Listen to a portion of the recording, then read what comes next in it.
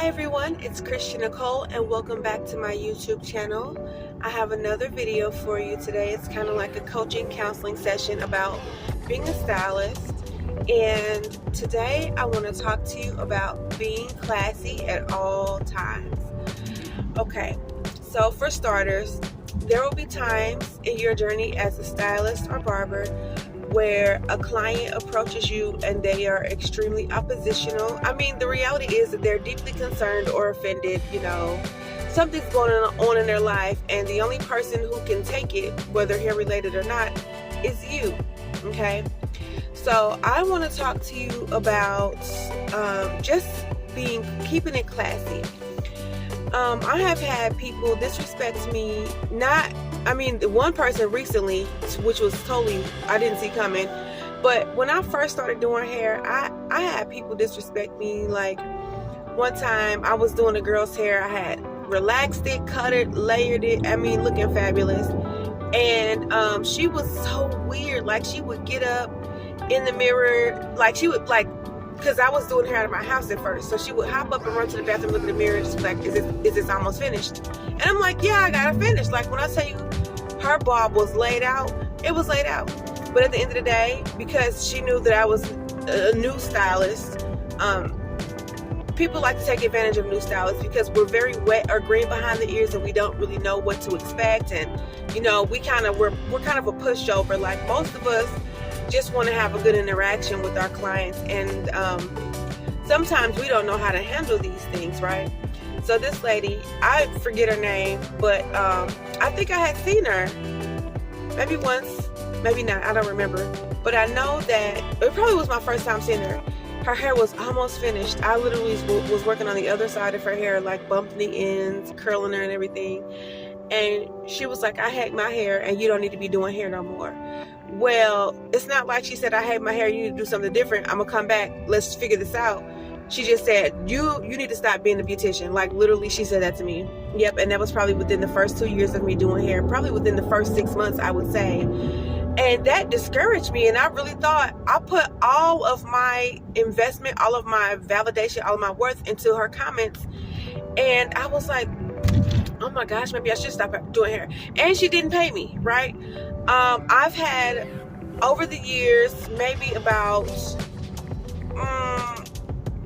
4 people, and this 4th one is really recent, not pay me. But I'm in a place where I don't get inflamed when people treat me poorly, because I know that that's a reflection of them and not me. Now, yeah, obviously I probably shouldn't be saying that because that might draw the wrong person to my business, but I'm letting you know, keep it classy. So when that lady told me that I shouldn't do hair anymore, while she walked out with a fresh hairstyle, basically she could finish it at home, with the flat iron or something.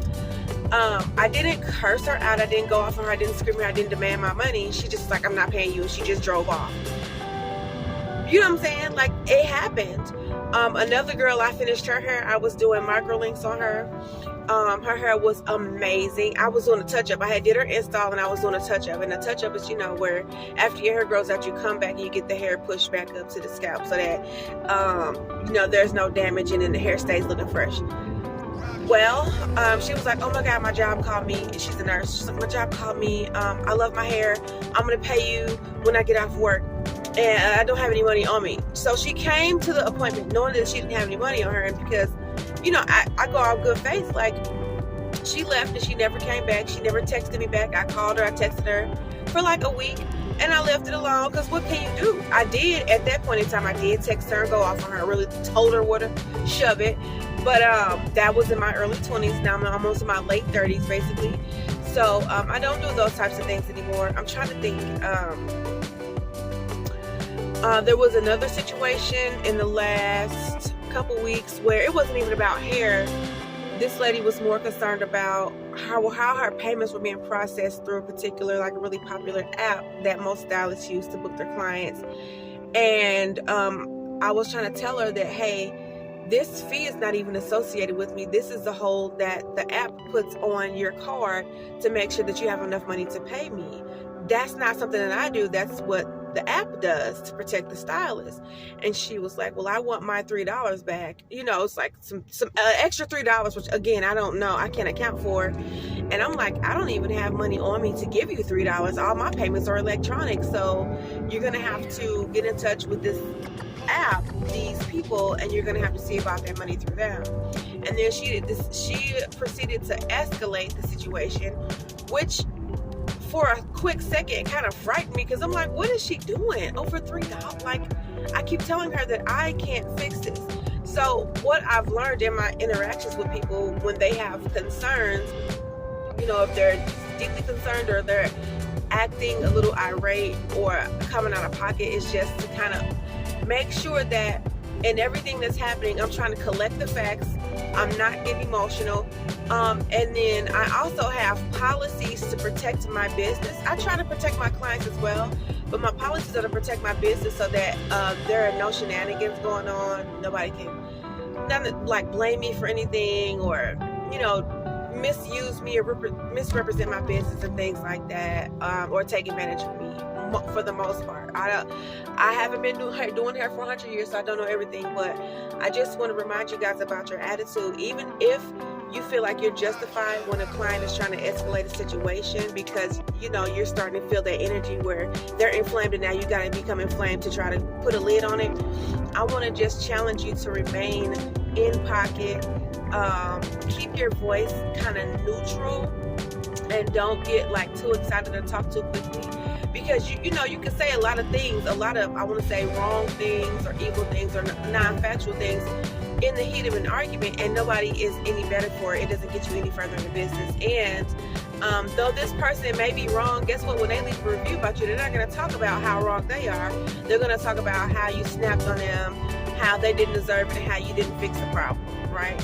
So always keep it classy. And another incident that happened to me recently, which I can tell about it because it's going on 2 weeks now. Something really surprised me. So every now and then a client of mine, especially if we're long term, like 7 to 10 years in, they'll call me and say, hey, can I come in? You know, they may not necessarily book, but they do pay when they come in, right? So it's good blood. We're friends. We do things for each other. And basically what I do for them is just kind of let them come in whenever they want, because they've been loyal, they've been supportive, they've earned their right. Now, everybody's not going to be able to do this, but they've earned their right to just come and see me whenever they like, as long as I'm available. So this client, I've known her for probably going on 7 years, right? And she had called me. She was like, hey, I'm leaving out of town, but I want to come and see you and I want to get my hair done. I said, okay. So we set up the date. I'm like, okay, cool, fine. Most of my clients, as I said before, pay me through the app, or sometimes I do Cash App. Every now and then cash, depends on whatever's going on. But she was set to pay me through Cash App, and then she was set to pay me through the app. Well, what happened was Cash App wasn't working for her. She had something going on with her credit card where she couldn't pay me, like the funds were frozen, and she's upset because she's like, well, I gotta catch a flight, so I needed to know this ahead of time that my funds are not moving. You know, all this stuff. We were together for about an hour, and it was late in the evening by the time we were trying to handle our money situation. And I was like, you know, why not just, you're on my side of town. Let's just go to an ATM real quick and let's just pull it out like that. Let's just see whatever works, because we tried the apps, they're not working.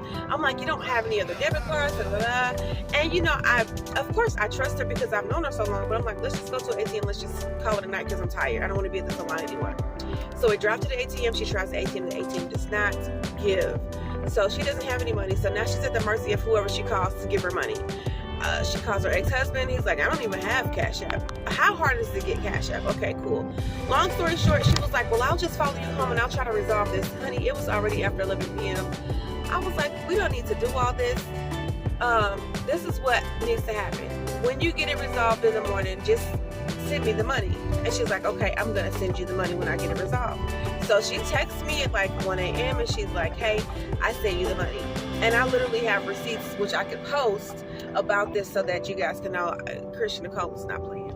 So I text her like maybe 2 a.m. and I'm like, hey, I haven't received anything. And then I text her again at 8 or 9, just trying to small talk her the next day and just saying, hey, I'm just letting you know that I didn't receive anything.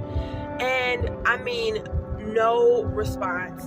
So I know that this client of mine for almost, going on 10 years at some point, she's not going to pay me. She has probably left town and she has scammed me.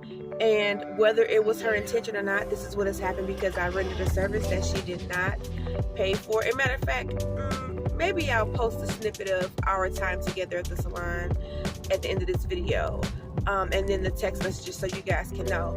But at the end of the day, I could have went off on her. I could have let her know where to shove it. I could have read her, I could have told her like really terrible things.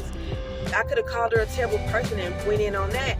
But I let it be because guess what? I know that people are going through stuff and I can't change this outcome and I can't make it better by calling her out on her bullcrap. Yeah, I mean, I could let you know that I'm displeased with what's going on, but me getting